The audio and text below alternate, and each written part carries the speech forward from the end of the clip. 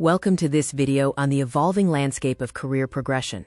Today, we explore how remote work is fundamentally reshaping early career opportunities, a phenomenon we call the broken ladder. Data shows a clear trend.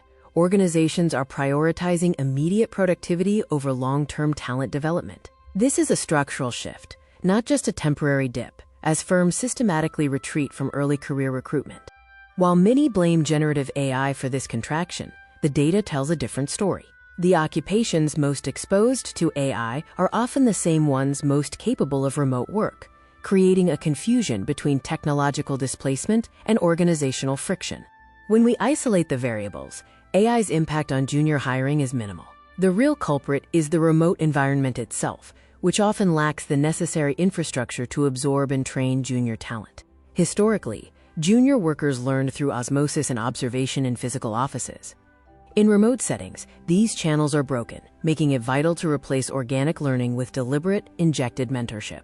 Reduced hiring today leads to a senior chasm in the future. Both organizations and individuals face significant costs, including lost tacit knowledge and stalled professional growth for early career cohorts. We cannot return to 2019.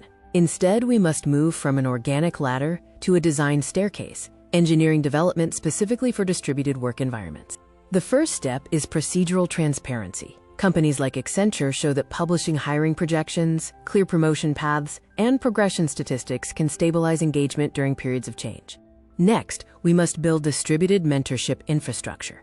Practices like virtual office hours, recorded walkthroughs, and scheduled co-working help replace the incidental learning that once happened in the office. Broadening exposure is also key. Through apprenticeship and rotational models, companies can help junior workers gain broad, cross-functional experience, much like the successful programs implemented at GE and Deloitte. Redesigning work around asynchronous capture is another essential pillar. By defaulting to open, documented work and treating reviews as teaching opportunities, firms create an environment where junior employees can thrive. We must also audit our pipeline flow. Using control dashboards to track progression rates, skill development, and career clarity ensures that early career programs remain effective and intentional. Finally, use AI to augment, not replace. Instead of automating tasks, use technology to provide transparent reasoning, acting as a coach to help junior workers build the frameworks they need to succeed. It is time to recalibrate the early career psychological contract. We need explicit commitments regarding mentorship and training, balanced with the flexibility required in today's modern workplace. The organic ladder is gone, but we can build a better one. Organizations that deliberately reconstruct this infrastructure will successfully develop the next generation of high-performing leaders.